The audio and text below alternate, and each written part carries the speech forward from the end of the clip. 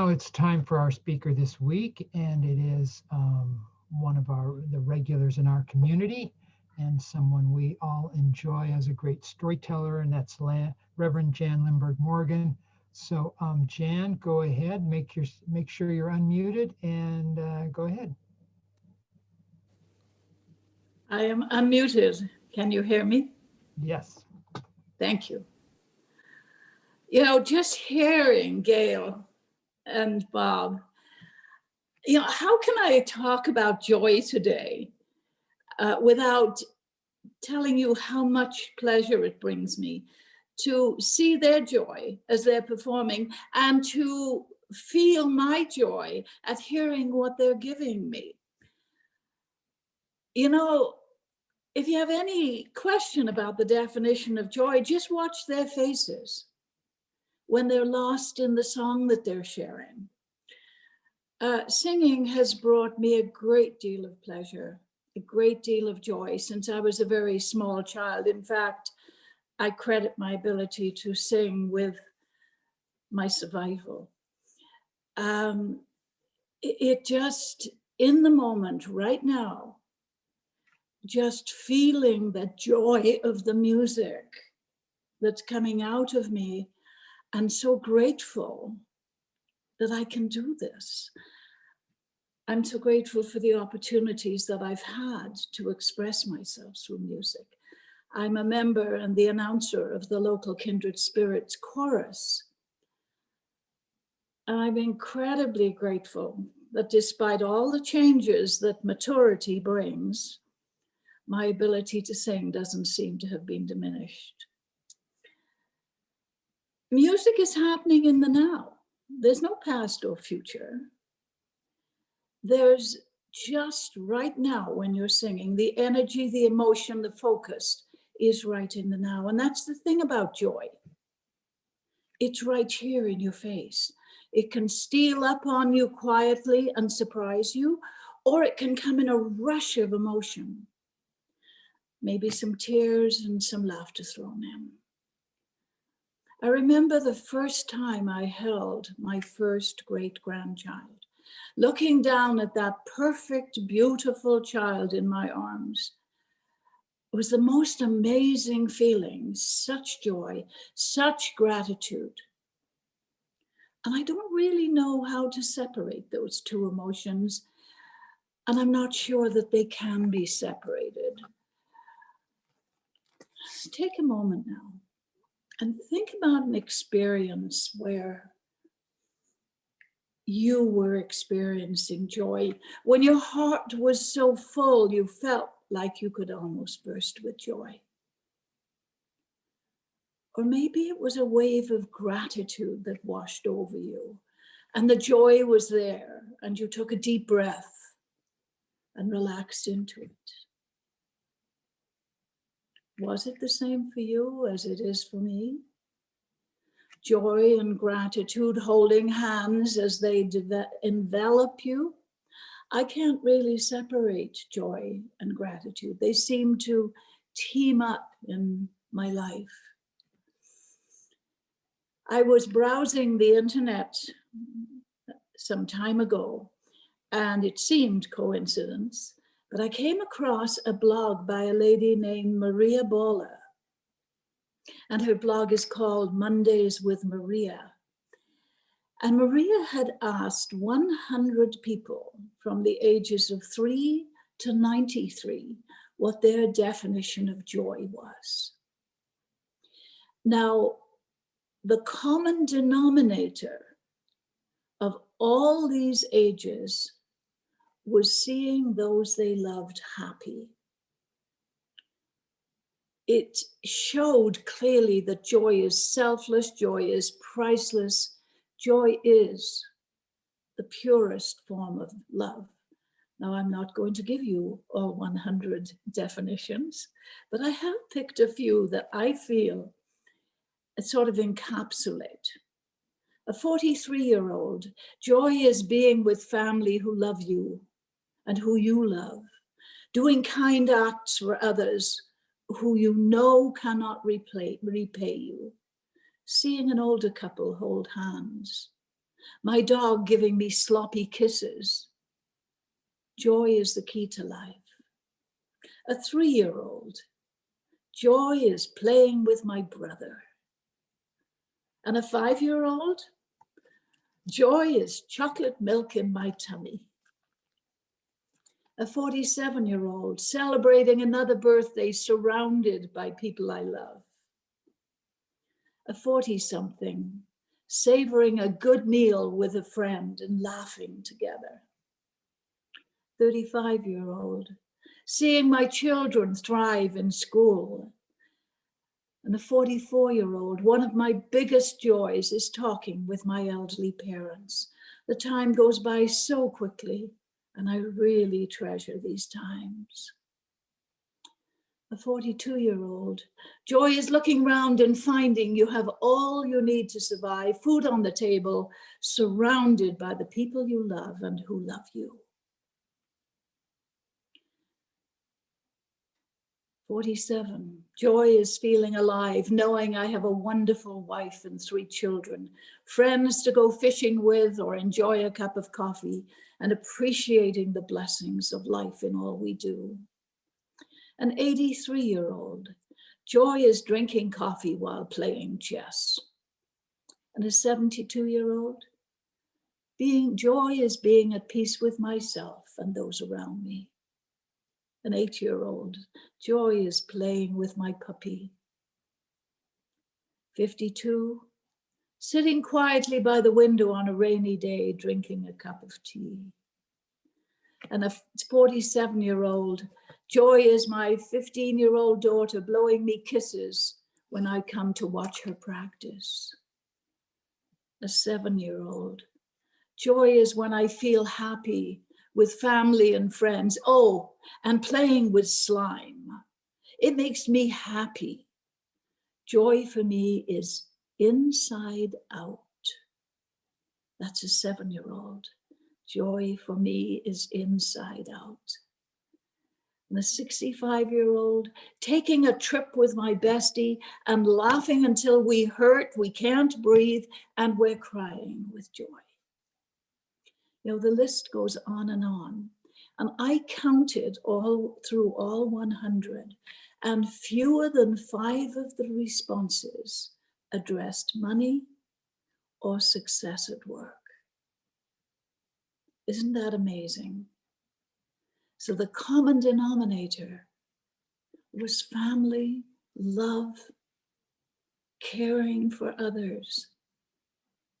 Now that to me is an incredibly positive thing to hear, that 97% of these people focused on the love of family and friendship. You know, most of us, if your life was like mine, and I suspect there are many that were, most of us are trained to believe that life will be joyful one day, someday, if you work hard. On the weekends, it's going to be joyful when you retire.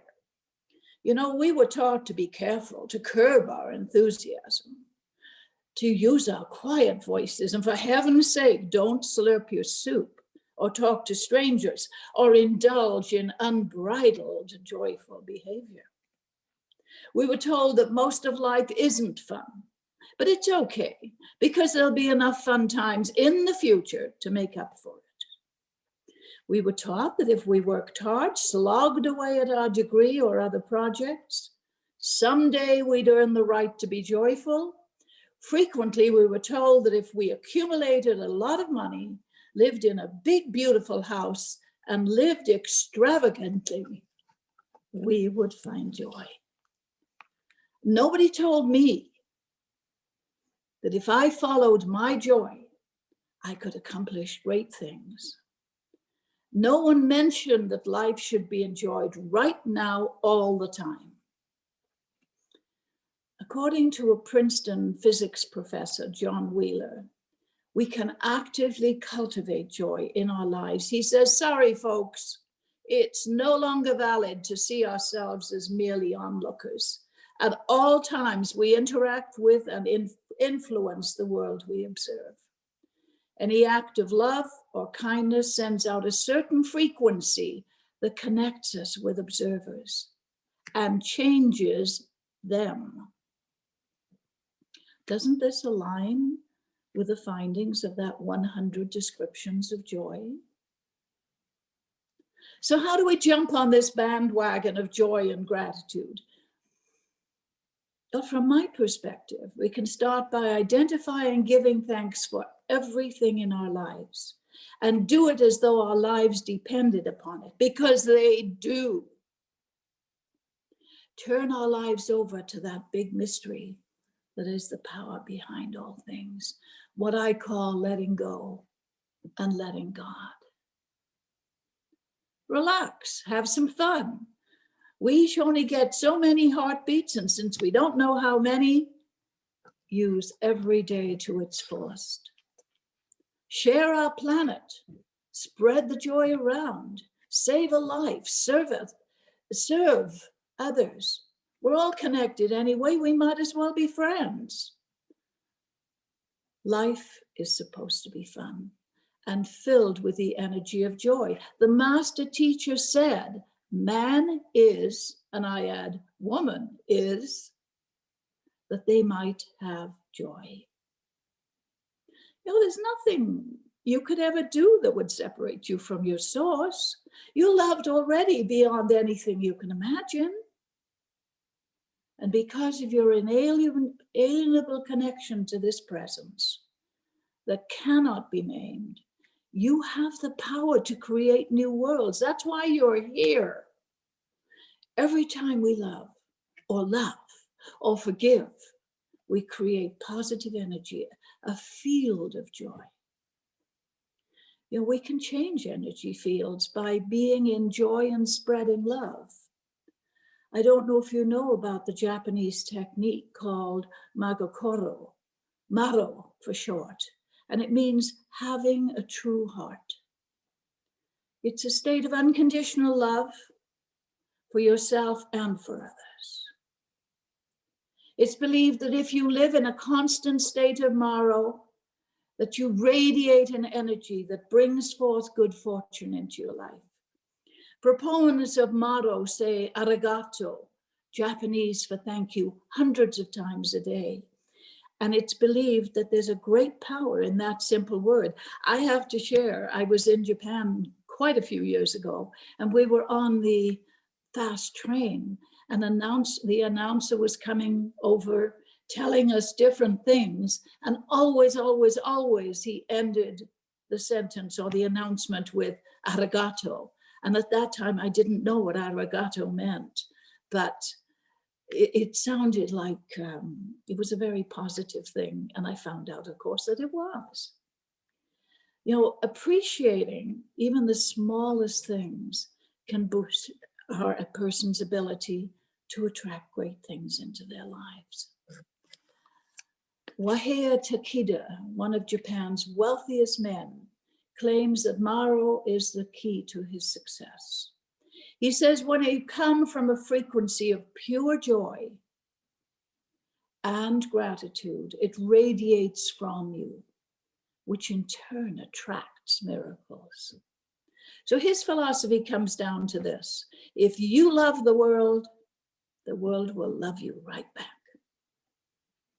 Now, I'd like to tell you a story which I heard quite a few years ago, and it's always been one of my favorite, one of those stories I think back to. And it shows that it can work the other way around. The world can love us back to wholeness and joy. And it's called Downwind from the Flowers. A Tibetan man by the name of Sensing and his wife lived in Seattle. And Tenzin was diagnosed with lymphoma.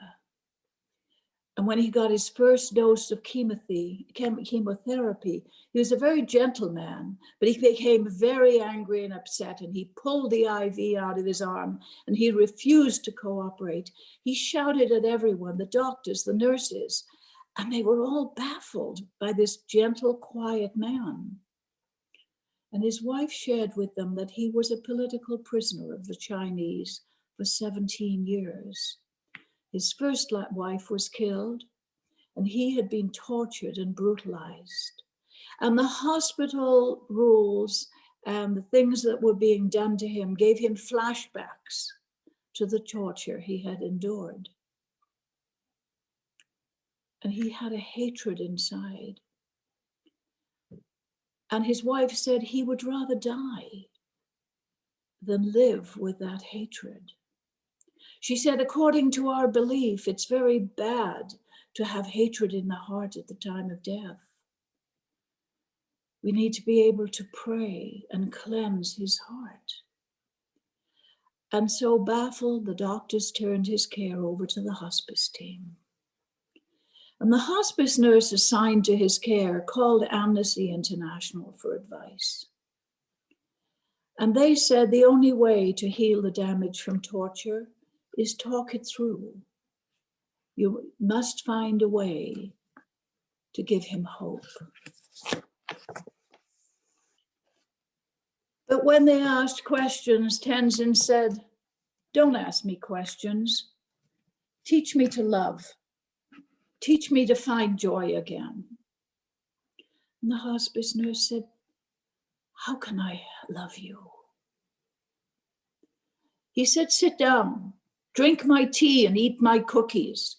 Now, Tibetan tea is very strong black tea with yak butter and salt. Not an easy thing to drink, but for weeks, the nurse sat with Tenzin and his wife drinking their tea and working to find ways to treat his spiritual pain, working to find ways to lessen the spiritual pain. And Tenzin on his bed recited prayers, and his wife hung colorful banners till the room became a beautiful religious shrine. In the spring, the nurse asked Tenzin, what do Tibetans do when they're ill? We sit downwind from the flowers so that we can be dusted with the pollen from the new blossoms that float on the spring breeze. The Tibetans feel that this new pollen is strong medicine. So friends suggested that Tenzin visit some of the local flower nurseries. So the nurse called the manager of one of the nurseries and explained the situation. And the manager said, you want to do what? But when she explained the request, the manager agreed. So the next weekend, Tenzin and his wife went with provisions for the afternoon, black tea, butter, salt, cups, cookies, prayer beads, and prayer books. And the nurse dropped them off and said she would return at 5 p.m. The following weekend, Tenzin and his wife visited another nursery. The third week, they went to yet another nursery. And the fourth week, they were getting calls from all the nurseries inviting them to come and sit downwind from the flowers. They would say, we have a new shipment of nicotonia, wonderful fuchsias, great daphne.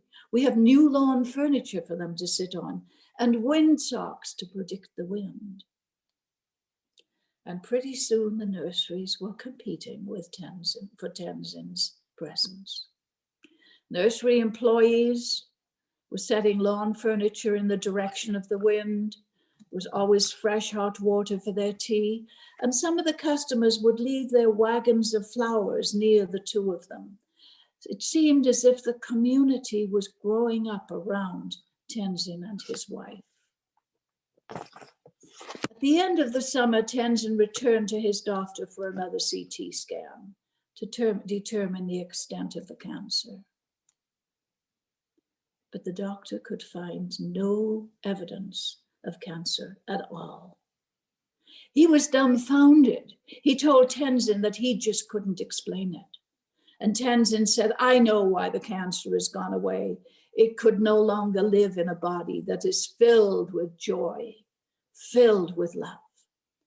when I began to feel the compassion from the hospice people, from the nursery employees, and from all those people who wanted to know about me, I started to change inside.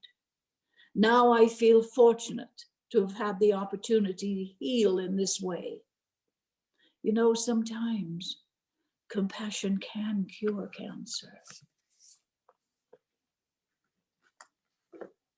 Imagine the joy the hospice nurses must have felt.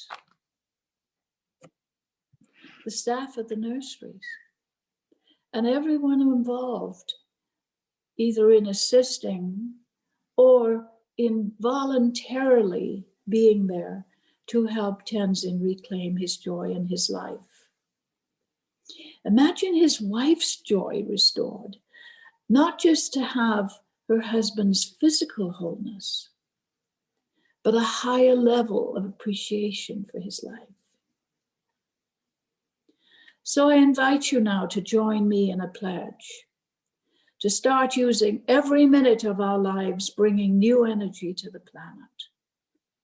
Are you willing to commit to a life of joy, of love, and of gratitude? Commit with me to the following pledge. I hereby acknowledge that I am here on planet Earth to expand joy and love, that I am here at this unique time-space reality to create the good, the holy, and the beautiful. And I commit to living this sacred truth from this moment on. I'm going to leave you with the words of a great Native American chief, Dan George. Perhaps they will resonate with you as they have with me, with deep feelings of reverence and of joy. And may your heart soar. The beauty of the trees, the softness of the air, the fragrance of the grass speaks to me. The summit of the mountain, the thunder of the sky, the rhythm of the sea speaks to me. The faintness of the stars, the freshness of the morning, the dewdrop on the flower speaks to me. The strength of fire, the taste of salmon, the trail of the sun, and the life that never goes away. They speak to me, and my heart soars. Namaste.